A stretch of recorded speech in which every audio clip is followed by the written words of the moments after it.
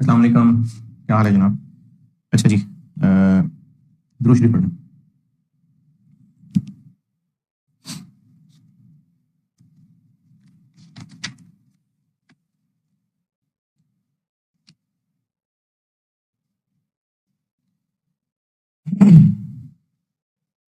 अच्छा, जब हम बात करते हैं ना कि किसी भी खास क्लास के बारे में स्टूडेंट्स, तो मैं जी स्टूडेंट्स की टॉप क्वालिटी बताएं, मतलब जो टॉप क्वालिटी स्टूडेंट्स हैं उनकी क्या मेन क्वालिटी है, या अगर किसी खिलाड़ी के बारे में कहते हैं कि जो वर्ल्ड फेमस खिलाड़ी हैं उनकी टॉप क्वालिटी क्या है, यानी किसी भी कामयाब के बारे में, किसी भी कामयाब ग्रुप ऑफ लोगों के बारे में ये जानना हो कि इनकी मेन या सबसे प्रोमिनेंट क्वालिटी क्या है। तो जैसे खिलाड़ियों के बारे में हो सकता है जी हार्ड वर्किंग है, या किसी बड़े इंसान के बारे में हो सकता है जी हम्बल बहुत है, या किसी स्टूडेंट के बारे में हो सकता है कि डिटरमिनेंट बहुत ज्यादा है। तो इस तरह से ना अगर कोई एक टॉप क्वालिटी बतानी है, अबू दाऊद सैयदना अबू हुरैरा रज़ियल्लाहु अन्हु से रवायत है, रसूलुल्लाह सल्लल्लाहु अलैहि वसल्लम ने फरमाया, मोमिनों में यानी मोमिन ईमान वाले, मोमिनों में सबसे ज्यादा कामिल ईमान वाले वो हैं जो इखलाक में सबसे अच्छे हैं। यानी अच्छा इखलाक जो है वो मोमिनों की भी टॉप क्वालिटी है। मोमिनों में, ये अबू दाऊद 4682, मोमिनों में सबसे ज्यादा कामिल ईमान वाले वो हैं जो इखलाक में सबसे अच्छे हैं। अच्छा, मुझसे कभी पूछते हैं बच्चे कि ये कौन सी किताब से पढ़ते हैं, तो ये एक मुझे कहीं किसी टॉक में शायद मिली थी। तो ये अलहुदा पब्लिकेशन वालों की, देखें ये उनकी वो ये उसका फ्रंट आ रहा है, और ये बैक पे उनकी ना ये देखिए, ये अलहुदा पब्लिकेशंस के नाम से। तो ये इन्होंने मुख्तलिफ टॉपिक्स के ऊपर, ये देखिए, ये मुख्तलिफ टॉपिक्स के ऊपर इन्होंने कंपाइल किए हैं। इनमें हदीसों के नंबर, रेफरेंस वगैरह सब लिखे होते हैं। यहाँ से मैं पढ़ के सुना रहा होता हूँ। अच्छा जी, कल हमने ना एक सवाल किया था, और करते हैं सवाल आगे। तो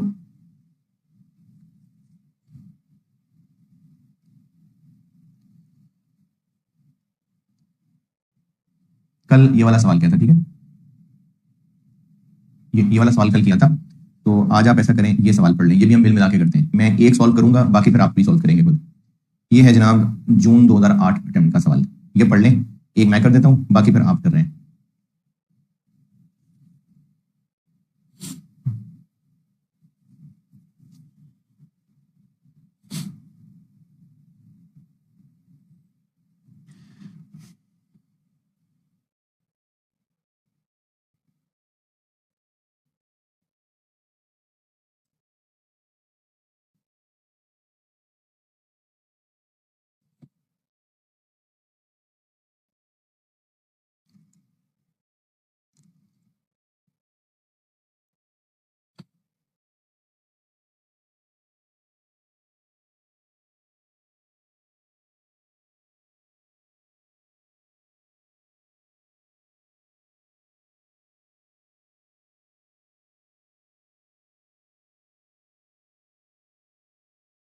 जी, अच्छा, ये ना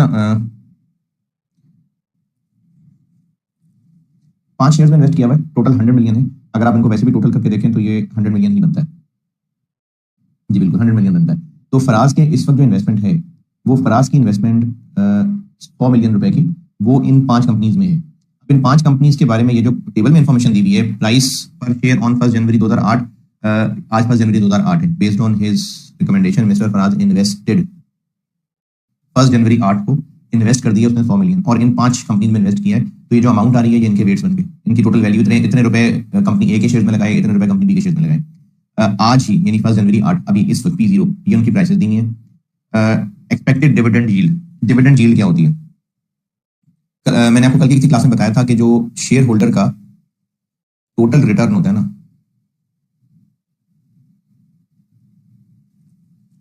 वो मिलता है 2 चीजों से। फार्मूला मैंने आपको बना के दिया था, ये P1 minus P2 plus B1, और डिवाइडेड, ये से मैंने पेन चेंज किया हुआ है तो ये थोड़ा सा मुझे लिखने में, स्मूथ होने में टाइम लग रहा है। तो ये मैंने क्या किया यार, P2 कहाँ से आ गया, P1 P0 और P0, ये मैंने कल फार्मूला बना के दिया था। तो इसी को अगर मैं तोड़ूं तो ये वाला जो पोर्शन है ना, ये वाला, ये कहलाता है कैपिटल गेन, और जो ये वाला पोर्शन है ये कहलाता है डिविडेंड यील्ड।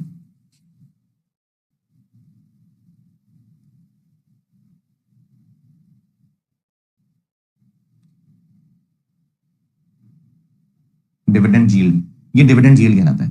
तो अगर हमें इस शक्ल में, यानी P1 minus P0 plus D1 divide by P0, इस तरह भी टोटल रिटर्न निकाल सकते हैं। और अगर मैं इसको न्यूमरेटर को तोड़ लूं तो ये P1 minus P0 divided by P0 ये बन गया कैपिटल गेन की परसेंटेज, भी परसेंटेज में आएगा, और प्लस डिविडेंड यील्ड की परसेंटेज। तो टोटल रिटर्न का फार्मूला ये भी हो सकता है और टोटल रिटर्न का फार्मूला ये भी हो सकता है। ये मैंने चैप्टर में लिखा भी हुआ है, वो सब पेज अभी नीचे रह गया। तो ये डिविडेंड यील्ड ये दी हुई है। अच्छा, स्टैंडर्ड डेविएशन क्यों दी हुई है? स्टैंडर्ड डेविएशन इसलिए दी हुई है ताकि हम हर शेयर का बीटा कैलकुलेट कर सकें। कोवेरियंस मार्केट पोर्टफोलियो के साथ, केएसई 100 इंडेक्स मार्केट पोर्टफोलियो है, और नीचे वाले पैराग्राफ के अंदर उसी मार्केट पोर्टफोलियो की स्टैंडर्ड डेविएशन और आरएम दिया हुआ है, और आरएफ ये आरएफ हो गया और ये आरएम हो गया। Required using the capital asset pricing model compute the required rate of return on each security. यानी हमने हर एक का बस कैपिटल रिटर्न निकालना है, तो उसके लिए हर एक का बीटा चाहिए, और हर एक का बीटा निकालने के लिए वो बीटा वाला फार्मूला लगेगा, और कैप में उस फार्मूले में फिगर्स को डाल देंगे। तो हम लोग जून 8 का पार्ट ए करते हैं। अब इसका पार्ट ए करने के लिए कल जो तरीका बताया था कि जितने शेयर्स हैं एक एक करके ले लेते हैं। जैसे सबसे पहले मैं कंपनी ए ले लेता हूँ। कंपनी ए, इसका निकालते हैं बीटा, और बीटा के फार्मूले दो बताए थे, एक में कोरिलेशन इस्तेमाल होता था और एक में कोवेरियंस इस्तेमाल होता था। अब इस सवाल में आपको कोवेरियंस दिया हुआ है, तो कोवेरियंस वाला फार्मूला था दोनों, यानी जिसका शेयर ले रहे, जिस शेयर का बीटा निकाल रहे उसका कोवेरियंस, जैसे मैं इस वक्त ए की बात कर रहा हूं, मार्केट पोर्टफोलियो के साथ डिवाइडेड बाय मार्केट का वेरियंस। तो ये वाला फार्मूला लगा लेते हैं। तो कोवेरियंस ए का मार्केट पोर्टफोलियो के साथ 2.1% हो गया, और डिवाइडेड बाय जो मार्केट का वेरियंस, जो बल्कि ये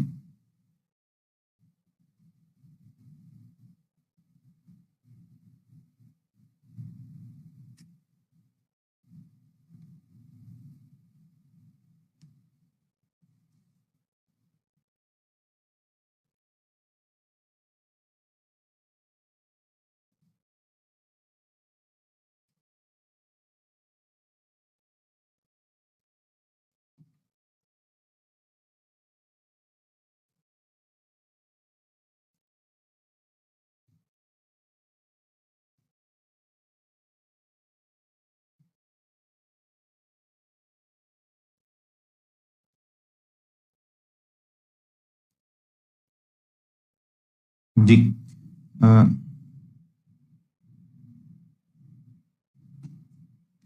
ये कोवेरियंस आ गया 0.021। ये आपको सवाल में आखिरी कॉलम में दिया हुआ है, और डिवाइडेड बाय जो मार्केट का वेरियंस है। मार्केट का वेरियंस कैसे निकलेगा? सवाल के लास्ट सेंटेंस में दिया हुआ है, ये वाला,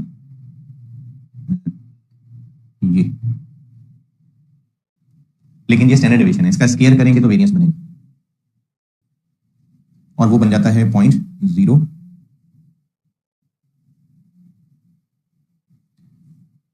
0.25। इसका जब आंसर आएगा तो इसका आंसर आएगा जी 0.93। ये इसका बीटा आ गया, और ये मैं ये कर लेता हूं। तो ये इसका बीटा आ गया। अच्छा, अब इसका बीटा निकालने के बाद अगला काम हमने क्या करना है? अगला काम हमने करना है कि इसका रिक्वायर्ड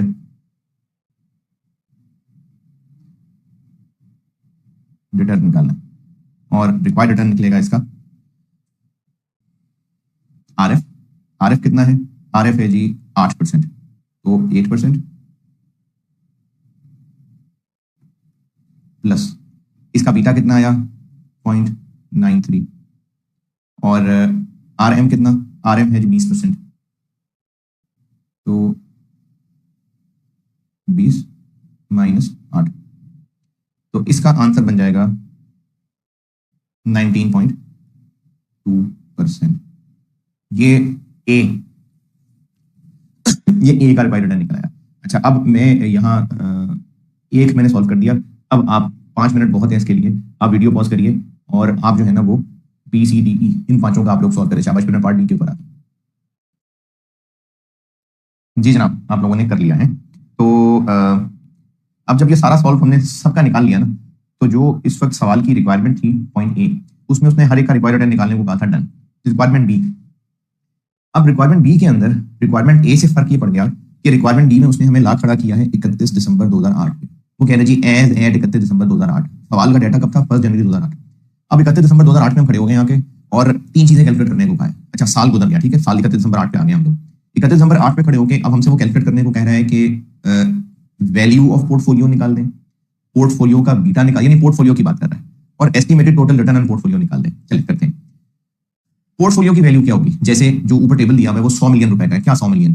कंपनी ABCDE के शेयर्स में जितना हमारा पैसा इन्वेस्टेड है, उसी वक्त चूंकि वो सारे शेयर्स खरीदे थे तो 100 मिलियन जेब से कैश गया था, वो हमारी इन्वेस्टमेंट वर्थ 100 मिलियन थी।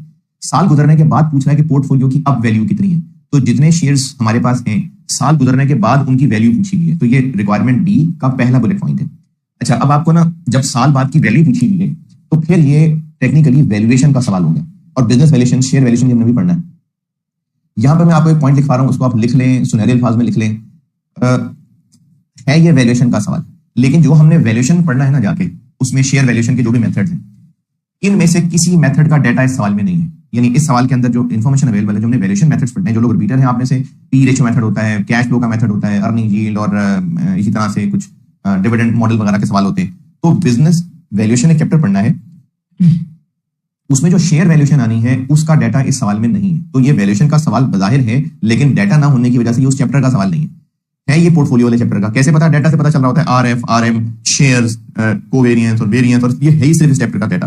तो हमें इस चैप्टर के डाटा से ही हल निकालना है। तो इसके लिए मैं आप, इसके और भी तरह के सवाल हैं, ये नोट लिख लें कि अगर हमें मजबूरी पड़ गई फ्यूचर एक्सपेक्ट करने की, फ्यूचर एस्टिमेट करने की मजबूरी पड़ गई, तो हमें ये अजम्पशन लेनी पड़ेगी कि जो कैपम रिटर्न है वही एक्सपेक्टेड रिटर्न है। कल वाले सवाल में हम क्या कर रहे थे कि जितना इस शेयर से मिलना चाहिए कैपम के मुताबिक, अगर उतना ही मिलता नजर आ रहा है, उतनी ही मिलने की उम्मीद है तो अच्छी बात है, उससे ज्यादा मिलने की उम्मीद है तो बहुत अच्छी बात है, उससे कम मिलने की उम्मीद है तो फिर ये अच्छा शेयर नहीं है। तो एक्सपेक्टेड रिटर्न और कैपम रिटर्न को कंपेयर करके फैसला कर रहे थे। अजम्पशन में ये बता रहा हूं कि अगर ये कैपम का सवाल हो, यानी चैप्टर का सवाल का पता चल रहा है कैपम का सवाल है, और हमें फ्यूचर एक्सपेक्टेशन चाहिए कि साल बाद हमें कितना रिटर्न मिलेगा, तो हमें ये अज्यूम करना पड़ेगा कि कैपम रिटर्न ही मिलेगा, यानी एक्सपेक्टेड रिटर्न कैपम रिटर्न ही होगा। तो ये मैं यहां पे आता हूं वापस, ये वाली बात, ये मैंने आपको भी कुछ देर पहले कही थी कि total return is equal to P1 minus P0 divided by P0 plus D1 divide by P0। ये फार्मूला कल लगाते रहे, ये भी हो सकता है, और capital gain plus dividend yield ये भी हो सकता है। अब आपको इस फार्मूले में से कैपम रिटर्न की फिगर पार्ट ए से ले लेते हैं हम, P0 जो आज इस वक्त प्राइस है, D1 ओवर P0 ये डिविडेंड यील्ड गिवन है सवाल में, P1 निकालना है। ये मैं आपको एक करके दिखाता हूं।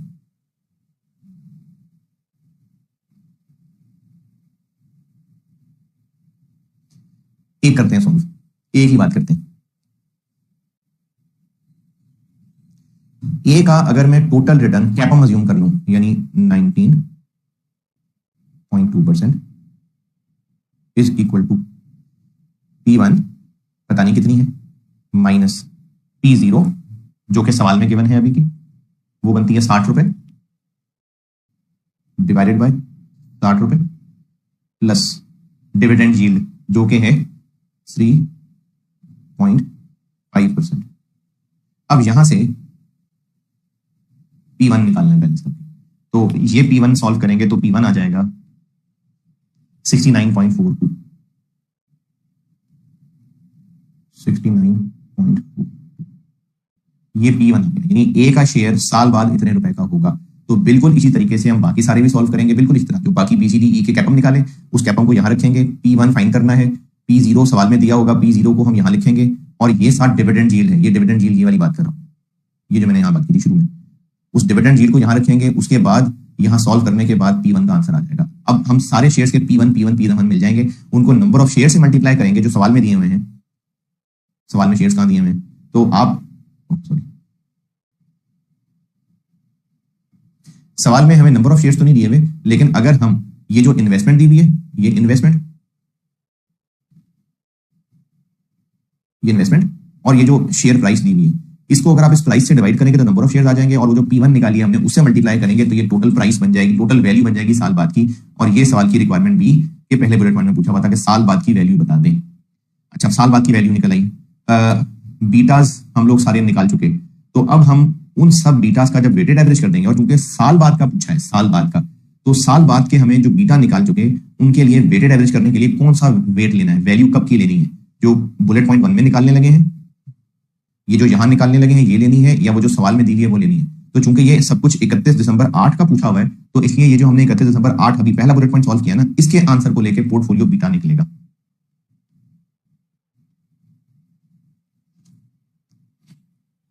इसको वेट लेके पोर्टफोलियो बीटा निकल आएगा।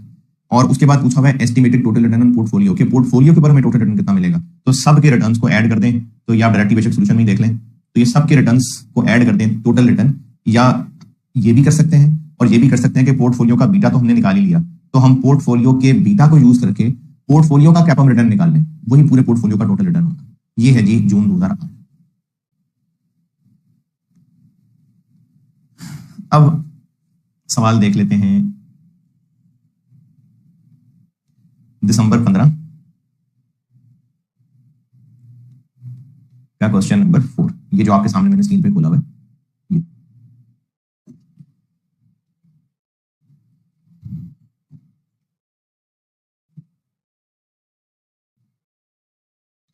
इसका, ये आपके पास तो बुक है ना, बुक में देख लें, ये रिक्वायर्ड इसका, ठीक है। दिसंबर 15 क्वेश्चन 4, इसका जो पार्ट सी है वो अगले किसी चैप्टर में डाला हुआ है मैंने, तो अभी हम पार्ट ए और पार्ट बी देखते हैं। पार्ट ए बल्कि भी देख लें, ब्रीफली डिस्कस, ब्रीफली, जितना को अंग्रेजी आती है तो लिखेंगे तो ब्रीफ ही होगी। Briefly discuss the difference between systematic risk and unsystematic risk. ये वही कहानी है जो कल बताई थी, जो इंटरनल फैक्टर्स की वजह से होता है, जो कंपनी की मैनेजमेंट के डिसीजन है, कंपनी के अपने स्पेसिफिक मसले उनकी वजह से होता है, वो अनसिस्टमैटिक है। और जो एक्सटर्नल फैक्टर्स या मार्केट फैक्टर्स की वजह से होता है, गवर्नमेंट, इकोनॉमी, मार्केट, इसकी वजह से जो रिस्क होता है उसको सिस्टमैटिक रिस्क कहते हैं। वो अंग्रेजी यहाँ लिख दी। पार्ट बी, ये ऊपर डाटा पढ़ लें, फिर मैं पार्ट बी सॉल्व करके देता हूँ। ये डाटा पढ़ लें, फिर मैं पार्ट बी सॉल्व करता हूँ।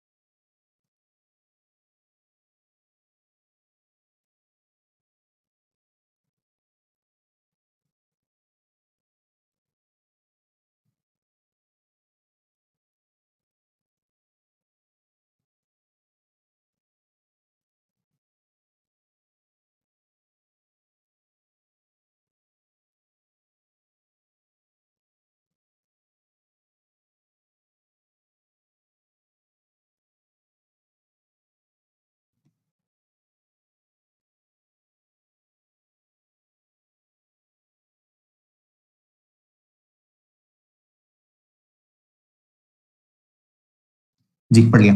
अच्छा, इसमें ना डाटा कुछ फालतू वाला भी है। फालतू डाटा इसलिए है क्योंकि ये जो पार्ट सी मैंने कहा ना, पार्ट सी मैं ये अगले किसी चैप्टर में सोर्सेज ऑफ फाइनेंस में पढ़ाऊंगा, तो उसका डाटा भी है। अभी जो डाटा हमारे रिक्वायरमेंट बी का है ना, वो इस्तेमाल करते हैं। Determine the systematic risk and expected return. अच्छा, अब एक्सपेक्टेड रिटर्न निकालने के लिए अभी पिछले सवाल से पिछला सवाल यानी कल वाला सवाल, P1 भी दिया हुआ था, D1 भी दिया हुआ था, और हमने एक्सपेक्टेड रिटर्न निकाला था, क्योंकि शेयर में इन्वेस्टमेंट से जो टोटल रिटर्न है एक्सपेक्टेड, जो हमें मिलने की उम्मीद है, वो कल वाले सवाल में निकाला था। अभी वाले सवाल में उसने कहा एक्सपेक्टेड रिटर्न निकालें, और if he goes ahead with his proposed investment. इसकी प्रपोज्ड इन्वेस्टमेंट क्या है? प्रपोज्ड इन्वेस्टमेंट ये है, प्रपोज्ड इन्वेस्टमेंट ये है कि अभी उसके पास जितनी ऑलरेडी शेयर में इन्वेस्टमेंट है वो 50 मिलियन रुपए की है। उसने 50 मिलियन ऑलरेडी इन्वेस्ट किया हुआ है। He has invested in good quality stocks और with an average beta of 1.3, a risk profile he is happy with। अभी वो राजी खुशी जिंदा रह रहा है, और जो अभी उस वक्त इसका पोर्टफोलियो है, उसका पोर्टफोलियो बीटा, ये इक्विटी बीटा जो होता है ना, ये नीचे आ रहा है इसी सवाल में, ये इक्विटी बीटा, ये मैंने आपको इंशाल्लाह आज तो नहीं, ये अगले किसी लेक्चर में बताना है कि इक्विटी बीटा क्या होता है। अभी जो हम बीटा सीखे हैं ना कैपअप में, वो इक्विटी बीटा ही होता है। तो अभी इसका जो पोर्टफोलियो है उसका इस वक्त बीटा 1.3 है, उसमें हंसी खुशी जी रहा है। अब उसने सोचा यह है कि 20 मिलियन रुपए वो और इन्वेस्ट करना चाहता है, 20 मिलियन रुपए वो और लगाना चाहता है। उसके लिए इसने 2 कंपनीज ढूंढी है, उन 2 में से एक में पैसा लगाएगा, उन 2 कंपनीज में आधा पैसा ये लगाएगा, यानी 20 मिलियन को 10-10 मिलियन करके वो इन 2 कंपनीज में लगाएगा। अब ये उन 2 कंपनीज का आपको डाटा दिया हुआ है, RL है, उसका बीटा दिया है, शेयर प्राइस दी है अभी की, और राइट इशू प्लान कर रहे हैं, ये पार्ट सी के लिए डाटा है। फिर JL एक कंपनी है जिसके अभी की शेयर प्राइस दी हुई है, इसका एक्सपेक्टेड रिटर्न दिया हुआ है, और 0.2 ये भी पार्ट सी के लिए। मजीद निशानी के इस चैप्टर का सवाल है, रिस्क फ्री रेट दिया हुआ है, रिटर्न मार्केट पोर्टफोलियो का रिटर्न दिया हुआ है, और रिक्वायरमेंट की वर्डिंग में भी डिटरमिन दी सिस्टमैटिक रिस्क। आपसे सिस्टमैटिक रिस्क पूछा हुआ है, यानी बीटा पूछा हुआ है, तो पक्का पता चल गया कि ये इस चैप्टर का सवाल है। अच्छा, अब इस सवाल को प्लान करते हैं। पूछा है अख्तर ने जैसे सोचा है, if he goes ahead with his propose investment, तो फिर इसके पोर्टफोलियो का बीटा बताना है हमें। अच्छा, अगर ये वैसे ही चले जैसे इसने सोचा था, तो फिर इसके पोर्टफोलियो की शक्ल कुछ बन जाएगी।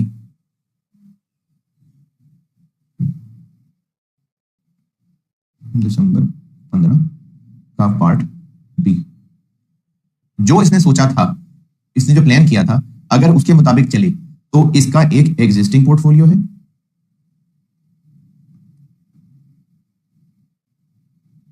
एक इसने आरएल में पैसे लगाने हैं और एक इसने जीएल में पैसे लगाने हैं। अच्छा, इसके पोर्टफोलियो की जो वैल्यू रुपीज इन मिलियन में करते हैं, एग्जिस्टिंग की 50 है, 10 मिलियन इसने आरएल में लगाने हैं, 10 मिलियन इसने जीएल में लगाने हैं, तो उसका टोटल पोर्टफोलियो 70 मिलियन वर्थ का हो जाएगा। पूछा यह है पोर्टफोलियो का बीटा। अब अगर हमें एग्जिस्टिंग पोर्टफोलियो का बीटा जो कि पता है 1.3 है, आरएल और जेएल के बीटा पता चल जाए, तो हम इन वेट्स को यूज करके 50, 10 और 10 को वेटेड एवरेज बीटा निकाल सकते हैं। क्या पता है? आरएल का बीटा 1.2 पता है, तो ये आरएल का बीटा 1.2 आ गया। जेएल का बीटा पता है? नहीं, जेएल का बीटा नहीं पता। अभी आपको पिछले सवाल में एक assumption बताई थी कि हम अज्यूम कर लेते हैं कि जो कैपम रिटर्न है उतना ही एक्सपेक्टेड रिटर्न होगा। ये अज्यूम पिछले सवाल में क्यों करना पड़ा था? क्योंकि हमें साल बाद की वैल्यू चाहिए थी। अगर हमें ये पता चल जाए, बल्कि ये यहीं दिखाई देता हूं, साल बाद की वैल्यू चाहिए थी और हमें डिविडेंड यील्ड दी हुई थी, एक्सपेक्टेड डिविडेंड यील्ड। अगर कैपिटल गेन का पोर्शन पता चल जाए तो वो साल बाद की वैल्यू आ जाती। हमें चाहिए था कैपिटल गेन का पोर्शन जानना था, इसलिए अज्यूम करना पड़ा कि कैपम रिटर्न ही टोटल रिटर्न के बराबर होगा। क्योंकि ये कोई बुरी असम्पशन थोड़ी है। यानी आप कोई शेयर खरीदते हैं तो अगर वो शेयर सही वर्थ के ऊपर मार्केट में बिक रहा है तो उसका मतलब है जितना उसकी औकात के मुताबिक रिटर्न मिलना चाहिए उतना ही मिलने की उम्मीद है, तो बिल्कुल एक्सपेक्टेड और कैपम बराबर हो सकते हैं। तो पिछले सवाल में इसलिए हमने इस असम्पशन को चुना था। अब इस वाले सवाल में भी इस असम्पशन को इसलिए चुनना पड़ रहा है कि हमें एक्सपेक्टेड रिटर्न जेएल का दिया हुआ है, रिक्वायरमेंट में भी एक्सपेक्टेड रिटर्न पूछा हुआ है, और बिजनेस वैल्यूएशन के लिए हमें जो हम पढ़ेंगे तो वो डाटा भी उस तरह से नहीं है। तो इसमें भी अज्यूम करना पड़ेगा। बिजनेस सोल्यूशन वाला अपना डाटा डिलीट करने, बिजनेस सोल्यूशन वो इस सवाल में सही फिट मैंने नहीं बोला, फौरन आपका ध्यान जो 16 रुपए और 17 रुपए चला जाएगा, इग्नोर इग्नोर, कुछ नहीं कहा मैंने बिजनेस सोल्यूशन। तो इसमें भी हमें कैपम का डाटा से ये पता चल रहा है कि कैपम का सवाल है, और सवाल की रिक्वायरमेंट बी में वो पूछा है कि पूरे नए पोर्टफोलियो का एक्सपेक्टेड रिटर्न क्या होगा। तो फिर हमें साल बाद की एक्सपेक्टेड वैल्यूज बताते ना, तो हम कैपिटल गेन निकालते, नहीं बताई, तो इसलिए हमें अज्यूम करना पड़ रहा है कि एक्सपेक्टेड रिटर्न फिर उतना ही होगा जितना कैपम रिटर्न है। अब पार्ट बी की रिक्वायरमेंट से पता चल रहा है कि हमने कैपम को एक्सपेक्टेड के बराबर अज्यूम करना है, तो बस ठीक है, यही काम, यही असम्पशन हम जेएल पे भी ले लेते हैं। आपको जेएल के बारे में जितना आरएल में इक्विटी बीटा दिया हुआ था ना, जेएल में बीटा नहीं दिया हुआ, लेकिन जेएल का एक्सपेक्टेड रिटर्न दिया हुआ है। अभी रिक्वायरमेंट बी में असम्पशन बताइए कि कैपम एक्सपेक्टेड के बराबर है, तो अगर हम यही जेएल के बारे में अज्यूम कर लें कि ये 16.5% उसका एक्सपेक्टेड रिटर्न है, यही कैपम रिटर्न है,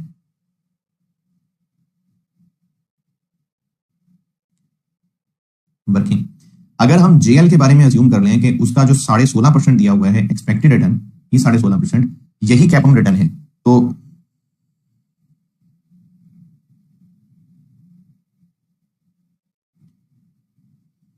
16.5% is equal to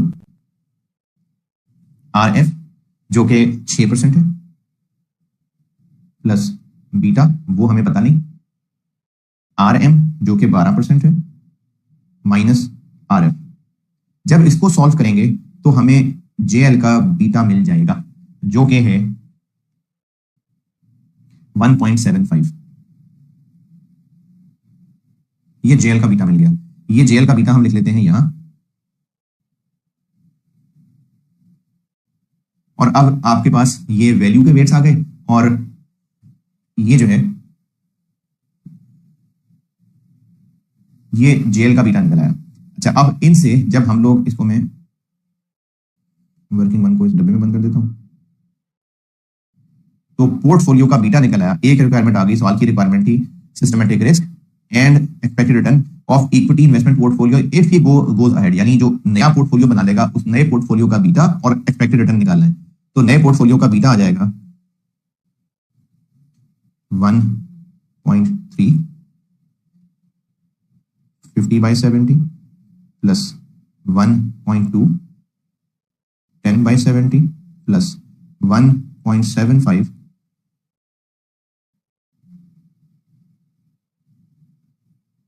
10/70।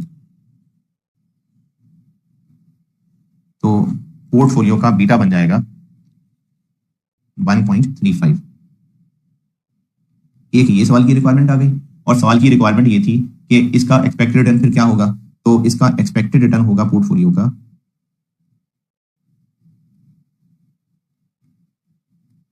RF plus portfolio का बीटा RM माइनस RF। तो इसका आंसर आ जाएगा 14.1%। जी आ गई जी सवाल की रिक्वायरमेंट 14.1%।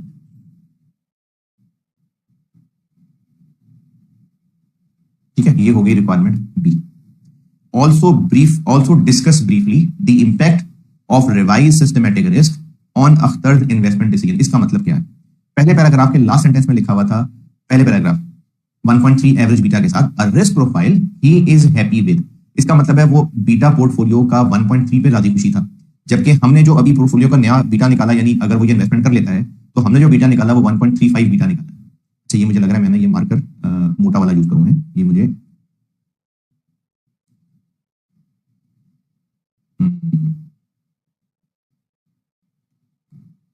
ये वाला यूज करना चाहिए। ठीक है,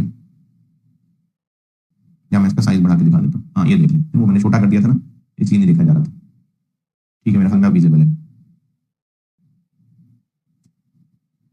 ठीक है, ये हमने जो रिवाइज्ड बीटा निकाला था वो 1.35 था, और इसकी मैं ओवरऑल पिक्चर दिखाने के लिए आपको ये छोटा करके दिखा रहा हूं, ताकि मैं इसको बोर्ड पे सॉल्व करता ना तो ये कुछ इस तरह का होता।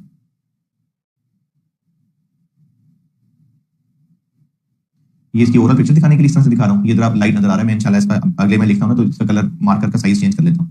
ये मैंने आपको सिर्फ ओवरऑल पिक्चर दिखाने के लिए इसको मैंने जूम आउट किया है, ताकि मैं बोर्ड पे लिखता तो कुछ इस शक्ल में लिखा होता।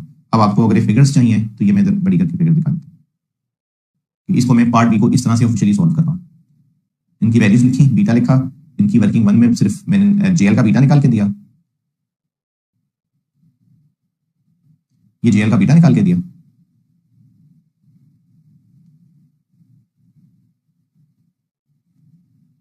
और ये पोर्टफोलियो का बीटा आ गया, और ये पोर्टफोलियो का एक्सपेक्टेड रिटर्न आ गया। तो सवाल वाला पूछ रहा है कि ये जो हमने रिवाइज पोर्टफोलियो में क्यों कह रहा हूं, क्योंकि आरएल जेएल शामिल होने के बाद, तो आरएल जेएल शामिल होने के बाद जो इसका बीटा बन जाएगा 1.35 बन जाएगा, जबकि वो राजी खुशी हंसी खुशी जी रहा था।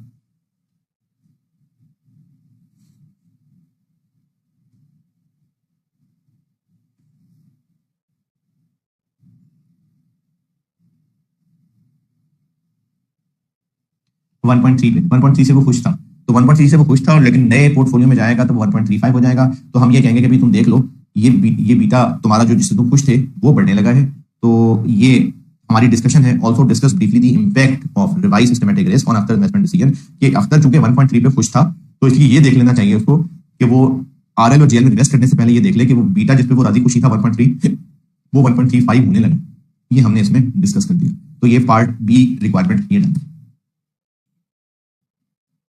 चलिए अब आपको एक सवाल दिखाते हैं।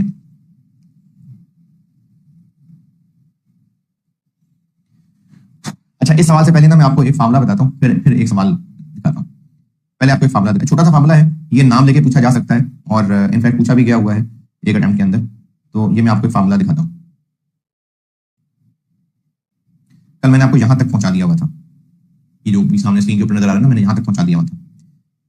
एक छोटा सा कॉन्सेप्ट है, जैसे कैपम है ना, ये जैसे कैपम है ना, कैपम जिन बुजुर्गों ने बनाया हुआ है, तो वो बुजुर्ग कहते हैं कि किसी भी शेयर में इन्वेस्टमेंट से कितना रिटर्न मिलना चाहिए, ये उस फार्मूले, ये कैपम के फार्मूले ने बता देना है। लेकिन उस कैपम के फार्मूले ने बीटा इस्तेमाल करना है। बीटा था सिस्टमैटिक रिस्क, बस बीटा था। आर्बिट्राज प्राइसिंग मॉडल किसी सियाने ने एक फार्मूला दिया था, उसने कहा जी कि आप जो मार्केट के फैक्टर्स हैं, आप उन सबको एक जैसा ना समझें। यानी जो बीटा का फार्मूला था ना, जिसमें हमने मार्केट के साथ कोवेरिएंस और मार्केट का वेरिएंस करके बीटा निकाला था, और कहा था 1.4 का मतलब है लेट्स से कि कंपनी ए के अंदर अगर हम इन्वेस्ट करेंगे तो मार्केट में इन्वेस्ट करने से 40% ज्यादा रिस्की है। यानी बस रिस्क, मार्केट रिस्क हमने एक कह दिया था। आर्बिट्राज प्राइसिंग मॉडल ये कहता है कि इस रिस्क को आप मजीद तोड़ें। तो जब हम उस एक्सटर्नल रिस्क को मजीद तोड़ेंगे तो फिर बीटा भी एक से ज्यादा होंगे। ये देख लें, इन्होंने कहा है कि ये जो आर्बिट्राज प्राइसिंग मॉडल वाले हैं, ये कहते हैं कि रिस्क को मजीद तोड़ना पड़ेगा कि इंडस्ट्री साइज की वजह से कितना रिस्क है, कंपनी के साइज की वजह से कितना रिस्क है, इंटरेस्ट रेट्स, इन्फ्लेशन, इन सब फैक्टर्स को भी कंसिडर करें और इनके हिसाब से देखें कि क्या क्या रिस्क बीटा बनते हैं। तो इन्होंने बीटा एक से ज्यादा डिफाइन कर दिए। अब वो फार्मूले की शक्ल अगर आप देखेंगे तो कुछ कुछ ये कैपम से मिलता जुलता फार्मूला है, मिल रहा है थोड़ा बहुत। आर एफ है प्लस बीटा और एमआरपी है market risk premium, R M minus R F. तो अब ये जो बीटा है, ये बीटा वन इसलिए कह रहे हैं कि अगर मल्टीपल फैक्टर्स को कंसिडर करना है तो हर फैक्टर का बीटा अलग अलग होगा। तो वो जो करते थे ना, मतलब कैपम रिटर्न था R F plus beta R M R F. अब ये वाली जो चीज है ये बार बार देखें आनी शुरू हो गई, ये ये चलती जाएगी आगे। ये आर्बिट्राज प्राइसिंग मॉडल है कि इसमें हम लोग ये बीटा वाला जो पोर्शन है ये मल्टीपल बीटाज आ रहे होते हैं। ये आर्बिट्राज प्राइसिंग मॉडल है, इसने अपनी जानकारी डाली है कैपम से हटके अपने आप को पहचान बनाने के लिए, तो ये नाम लेके पूछा जा सकता है। तो अब इस लेक्चर में एक सवाल और देख लेते हैं और वो सवाल है जनाब,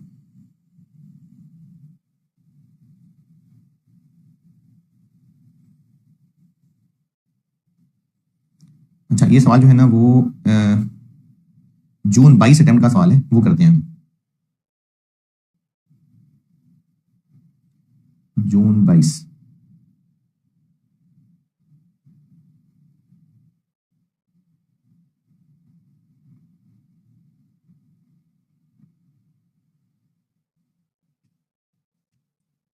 ये जून 22 अटेम्प्ट का सवाल है, ये आपके सामने मेरी बुक के चैप्टर में क्वेश्चन नंबर 23।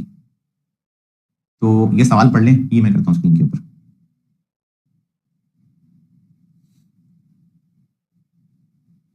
रिक्वायरमेंट्स इसकी बहुत सारी हैं और ये पिछले 3 को साल में ना 24, हाँ तकरीबन पिछले 3 साल कह लें, जब से ये सिलेबस बीएफडी का रिवाइज हुआ था दिसंबर 21 के बाद ना सिलेबस रिवाइज हो गया था। 2022 की 2 अटेम्प्ट, 23 की 2 अटेम्प्ट और एक 24। इसमें ना पेपर का स्टाइल चेंज हुआ है, छोटी छोटी रिक्वायरमेंट्स, मल्टीपल रिक्वायरमेंट्स, 30-30, 35-35 नंबर के सवाल, तो इसलिए इसमें बहुत सारी देखें रिक्वायरमेंट्स हैं। तो अब ऐसा करते हैं कि आप इस सवाल को पढ़िए और फिर मैं इसको सॉल्व कर लेता हूँ, ठीक है। सेंटारस पार्टनर लिमिटेड का नाम का सवाल है, पूरा भी नहीं कर सकेंगे क्योंकि इसमें से कुछ चीजें हैं जो भी बतानी है आपको, तो इसको सॉल्व करते हैं और आप पढ़ लें इसको। जी हाँ, सवाल पढ़ लिया है।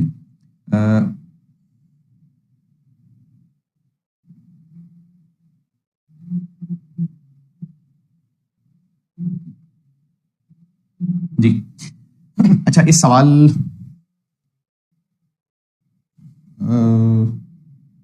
हाँ, इस सवाल को करने से पहले मैं आपको एक बात याद दिला दूं कि कल जब मैंने आपको कैपम पढ़ाया था तो वो मैंने पढ़ाया था रिक्वायर्ड रेट ऑफ रिटर्न कहके, कि इन्वेस्टर का रिक्वायर्ड रेट ऑफ रिटर्न है।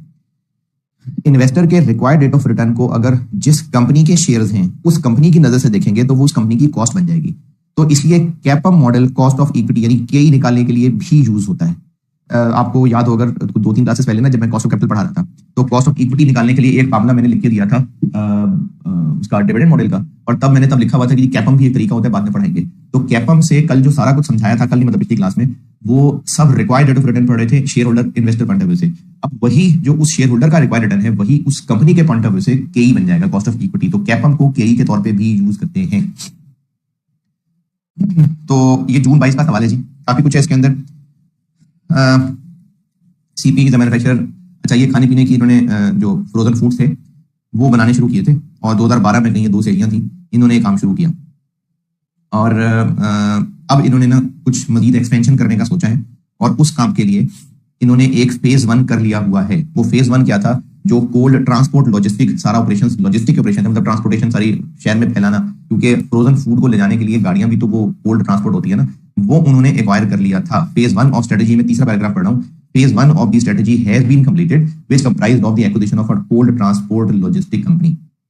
अच्छा खैर चलो पिछले 2 पैराग्राफ भी बता देता हूँ। पहले पैराग्राफ में तो सिंपल सलाम दुआ है कि इन्होंने कंपनी बनाई थी, लिस्टेड कंपनी थी बेशक, लेकिन ऑल इक्विटी फाइनेंस थी। दूसरे पैराग्राफ के अंदर इन्होंने बस तरीका बताया हुआ है कि ये फ्रोजन फूड बनाते किस तरीके से हैं, लेकिन क्योंकि इन्होंने ग्रो करना था तो ग्रो करने में उनको मुश्किल ये आ रही थी कि कोल्ड ट्रांसपोर्ट भी होनी चाहिए। तो 2021 में बोर्ड ने फैसला किया कि हमने ग्रो करना है, तो उसके लिए तीसरे पैराग्राफ का मतलब है कि ट्रांसपोर्ट, जो कोल्ड ट्रांसपोर्ट थी उसका इंतजाम हो गया। उस वक्त मजीद शेयर इशू करने पड़े थे और नए शेयर इशू करने की वजह से जो इक्विटी थी वो 48 बिलियन रुपीस वर्थ पे आ चुकी थी। ये मैं तीसरे पैराग्राफ पे ही हूं।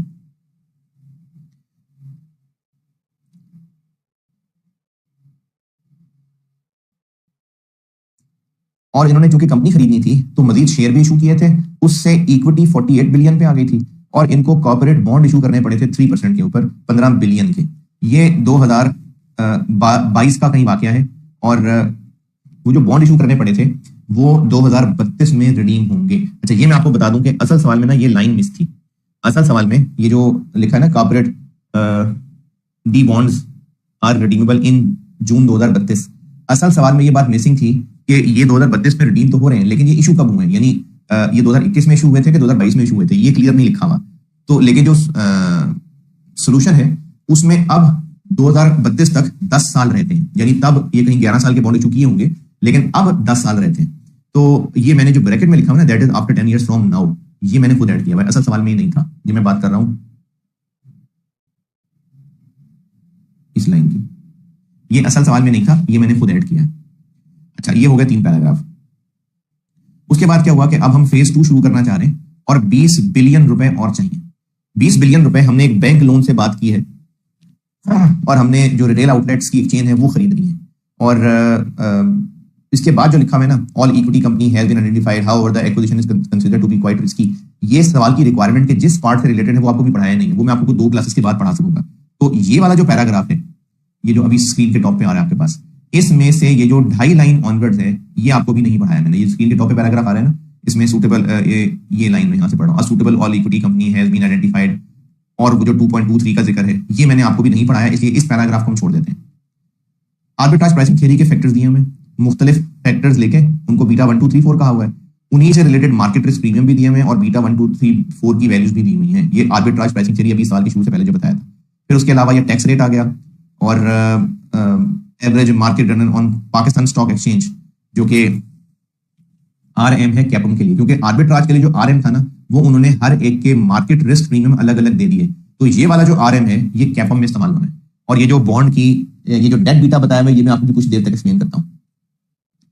अभी जो हम सवाल का पार्ट्स करने लगे, मैं पहले वो बताता हूं, हम अभी पार्ट बी करने लगे। इस सवाल का पार्ट बी कर रहे हैं हम। पार्ट बी में पूछा हुआ है कि कंपनी की cost of equity using arbitrage pricing theory and capital asset pricing model theory, ये दोनों के मुताबिक कॉस्ट ऑफ इक्विटी कैलकुलेट करनी है और इन दोनों में जो फर्क है वो फर्क समझाना है। अच्छा, ये ना मैं पार्ट बी करूंगा अभी, और जो इसकी बाकी चीजें हैं वो फिर मैं इंशाल्लाह लेक्चर 39 लगा के करता हूं।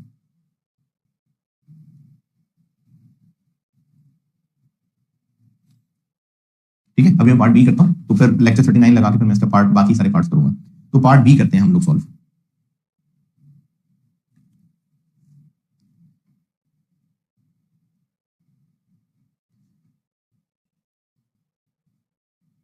इसको हम और मोटा कर लेते हैं। ठीक है, ये ठीक है ना,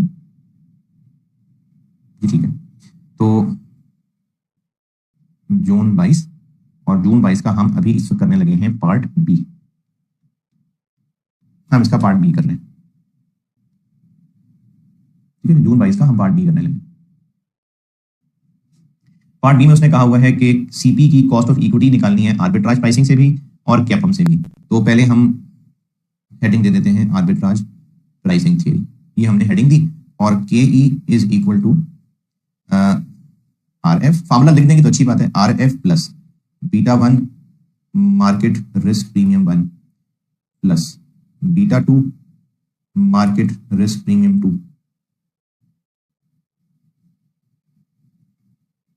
बीटा 3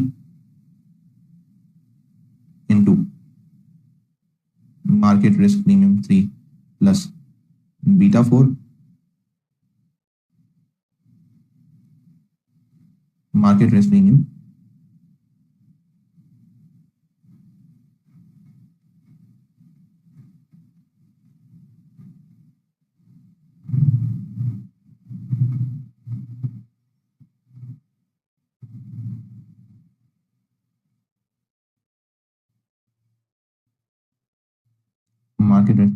4। ये फार्मूला लिख दें तो अच्छी बात है, और फार्मूला लिखने के बाद इसमें वैल्यूज पुट करके दिखा दें। अब इसकी वैल्यूज क्या थी? इसकी वैल्यूज थी RF है 4%, ये 4% है, ये RF 4% आ गया,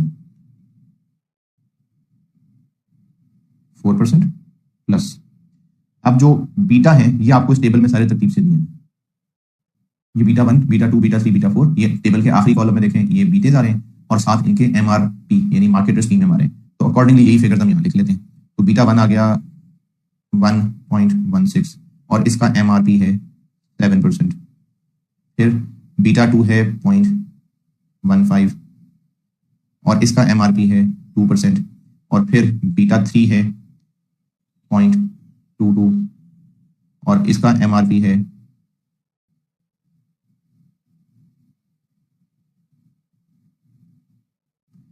4%। और बीटा 4 है 0.06 और इसका MRP है 3%।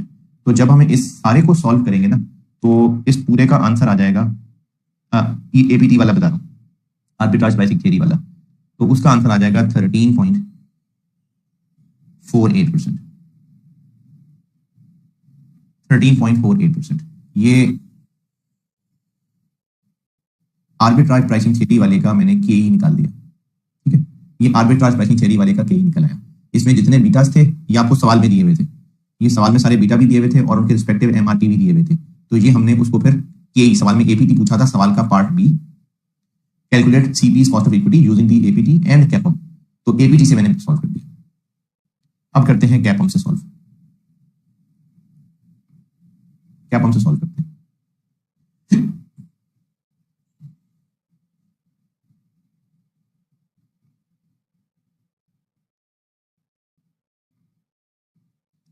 तो कैपम से सॉल्व करने के लिए K is equal to RF, formula फिर लिख दिया, plus beta RM minus RF।